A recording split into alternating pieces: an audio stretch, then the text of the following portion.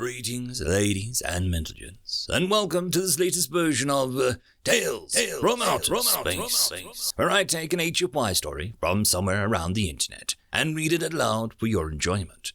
All the relevant links are down below. Like, subscribe, and all that YouTube comf to help this video and channel grow. Anyways, as always, I hope that you enjoy. I would just like to thank the following Tier 5 patrons and channel members for supporting the channel: Datamagnet and Bob the Dragon. Thank you again. And now, on to the story. Follow It, written by DemonicDugtrio. I suppose really we should have expected it. We were a frontier planet. Just because the Alliance were fighting hard in the other systems didn't mean that they wouldn't come along and try and take this world. It probably made a better target anyway. The collective ignorance of the collective's leadership had decided that since the threat was low, they could designate Dryth as a research planet, nominally specializing in biology. I guess that's why they brought it here. But the Alliance came anyway, started shutting the collective crap out of the collective military installations. Not really targeting any residential areas, but not too fussed if a couple of buildings went boom in the wrong sector. There were a bunch of us in the basement of our resblock.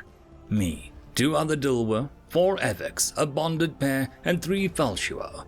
One of the Avex, Repel, was a camera operator for the system news station, and by complete chance, had brought back his new state-of-the-art camera comm headset to show it off to all of us the day of the attack. And one of the Falshuo was a retired communications officer who managed to tap into the old comm line on the headset. Those were our first strokes of luck, and by the fall, we did need some luck. We were squashed into what must have been the smallest basement in the city. No proper food, no proper sleeping space, and nowhere to clean ourselves. The only reason I didn't go insane was that we were all talking about it. One of the Avex had a partner working in the city's xenobiology lab, and he was telling us that they had found a new sapient species, and one of them was here, in his partner's research building. We were all thinking about what it would look like. Would it have wings like Avex, but actually be able to fly rather than glide? Would it be intelligent? Was it a social creature? All this was tinged with sadness, as we decided that probably the building had been destroyed, the creature along with it. Anyway, after a couple of uncomfortable nights, we heard a message on the old comm line that the Alliance hadn't thought to jam. All civilians were to head to their nearest hospital and wait for rescue there. I know it probably wasn't the best idea, but they had to pretend that they were doing something for us civilians, right? Even if they were just herding us all together to make us easier to kill. My flatmate and Avex called Trilla decided it was because they wanted to use the civilians as bargaining chips in a surrender agreement. You know, give the Alliance slaves and then the collective leaders would be able to escape. But we couldn't wait in the basement forever, and hope springs eternal. Maybe they did actually want to rescue us. So we crept out into the street, and were immediately met with an all-encompassing grey fog. At least 5 buildings on this avenue had been destroyed, and the dust had spread thick and wide. We could hear muffled tock-tock-tock noises, which could mean only one thing. They'd sent Socks for the ground offensive. I'd only heard of Socks before. You know, sharp claws, sharp teeth, angry as a solar flare. With their rail rifles and vacuum-sealed head and body armor, they were close to the evil one's demons as you could ever find. We had one helmet between us, and that was the camera helmet Repel was wearing. He was recording the whole thing. You've seen a bit of it. Oh, I'm sure. Sure as sure can be. The only good thing about the Sock that I've since found out is that they loved their hospitals, and luckily, that transferred to every hospital from every species they met. There was a general rule that if a planet came under attack, one of the first actions the collective would take would be to send the Alliance a list of locations for every hospital on the planet, and the Sock wouldn't set claw nor jaw inside. Anything else, anywhere else, was a live target, and it didn't matter how close you were to the hospital. A footstep or a city. You weren't in the hospital, you were fair game. The talks were coming from the direction we weren't headed, which was relieving. But one patrol means more, and with 10 in a patrol, if we got spotted, we were all dead. But it wasn't a sock that killed the first of us. Trella did a head count at first corner, and we were a falcho down. The two of us locked back, quick and silent as we could be. The retired comms officer was face down in a pile of rubble, and it didn't take a genius to see why. The dust had caked his respiratory system, and obviously his valves weren't as good as they once were. Dust, a lack of air, and the fear had probably all added together to stop all of his hearts. We shook our heads as we returned to the group, and the falcho hooted and grief note in respect, the lattice of breathing tubes in their heads pulsating mournfully. The hospital had seemed close on the maps back in the basement, but above ground it might as well have been on another galaxy. We crept along the side of the blasted buildings, past storefronts littered with bodies, and avoided a small collective military checkpoint that had been taken with extreme prejudice.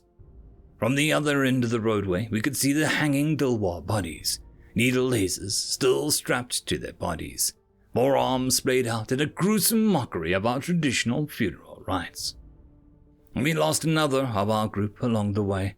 One of the Dilwar was standing too close to a building when it was destroyed by artillery, and she was either buried by the debris or outright disintegrated by the explosion. Trella survived by sheer chance, the vehicle he was walking next to at the time catching a large piece of debris that would have smashed him flat.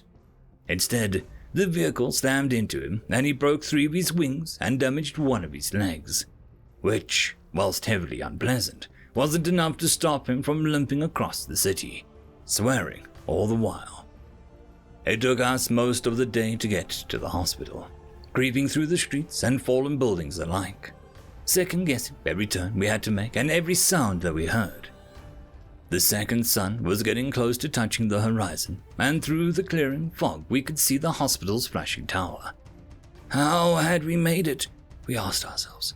How had we, office drones and unfit layabouts, managed to sneak across the sectors of the city and make it to safety? You wouldn't believe how happy we were, completely forgetting that we weren't there yet. That it could all go wrong and we could still all die. Even if we were to be kept as slaves, surely that was better than dying. So there we went, bounding down the street towards the tower that was clear as light at the end of the avenue. I was with the female bonded and one Avex. Her name was Paula, or something.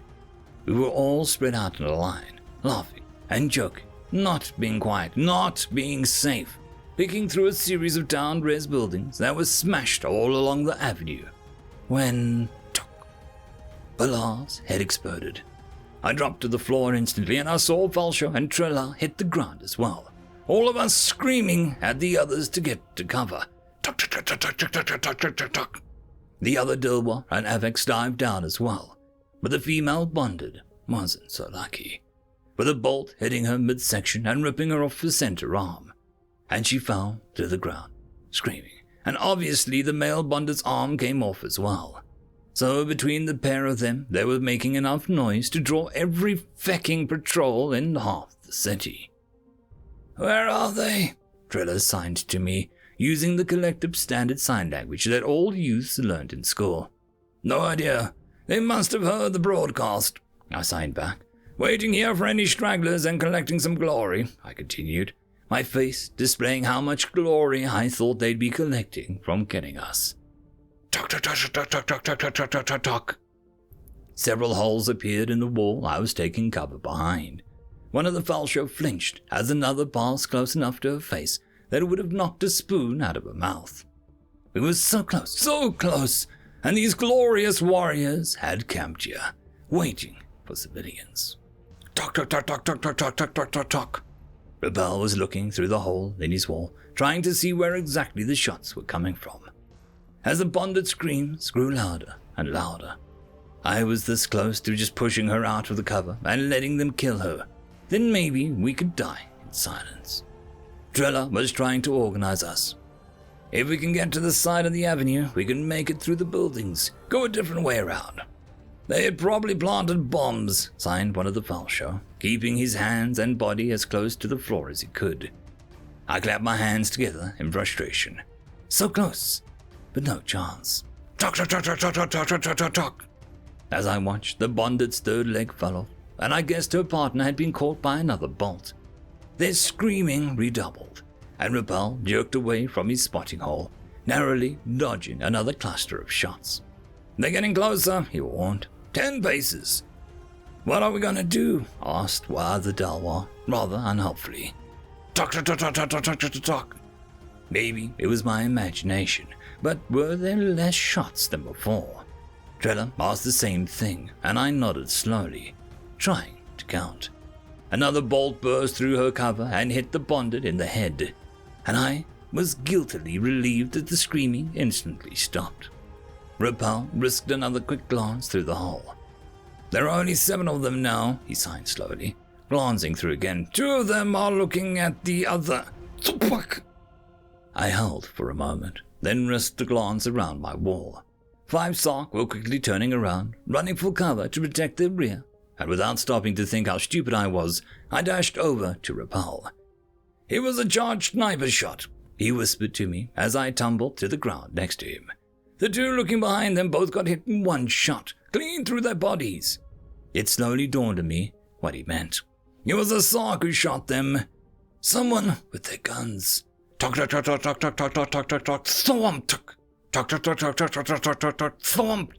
Repel and I stole another look in time to see the Sark topple over in its cover, a fist-sized hole punched clean through its upper body, and a spray of black blood coating the rubble behind it.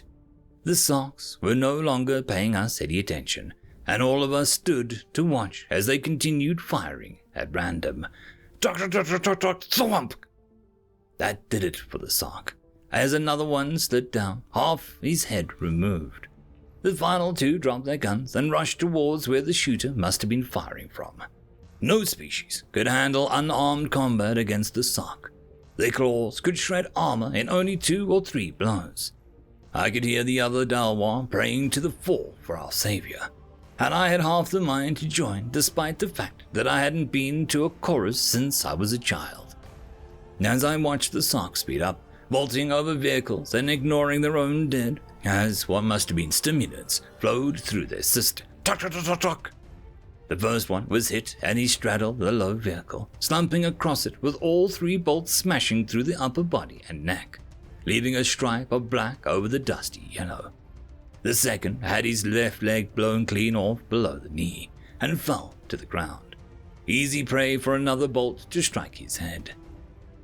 We survivors moved together as one, scarcely believing what we had just seen.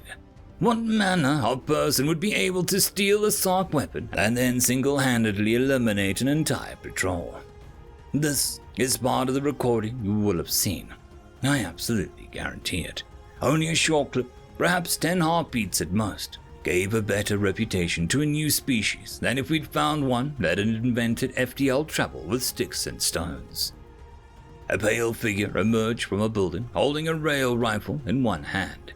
They didn't seem to be wearing clothes on the upper body, showing a solid mass of white-pink flesh, with what must have been muscles rippling along their 2 arms. Their 2 legs were covered in semi-armored black cloth, looked to have been taken from a Sark. The creature itself was similar in height to a Sark, though perhaps a bit smaller. Yet the upper body was as thick as a Sark wearing armor. They took another step out, and we could clearly see that it had a face mask on, a black and gold triangle covering most of the front and stretching out over the back of their head, protecting it from both dust and air, judging from the grills and pipes lacing the mask. But the big thing we noticed as it took another step towards, reaching out one of its arms, was that it was not alone. 2 young Avex, their arms curled around its upper body as they hung onto its back, whooped and chattered when they saw us, their wings flaring in unconcealed joy. Each youth must have weighed a quarter of a trailer, but the figures seemed to notice them as much as if they were simply leaves off a tree, and I watched in mute surprise as the young Falsha, less than half the figure's height, peeked out from behind its legs, hooting with happiness as she recognized they were Falsha in our midst. The figure stood there, moving its arm between us and growing speed as we stood in a daze, and we were shocked even more when one of the Avex called out to us. "Its name is Ben," the right one said, flapping his wings as he peered over the top of his head, "and Ben wants you to follow it." End of story. And that, my friends, concludes this video. I hope that you enjoyed, and if you do, please consider supporting the author, even by popping over and leaving a thumbs up or a nice comment, just to show your appreciation for the story. However, if you wish to support this channel, there are links down below which will help immensely. I will see you all in the next one, and until then, I hope that you have a fantastic day. Cheers.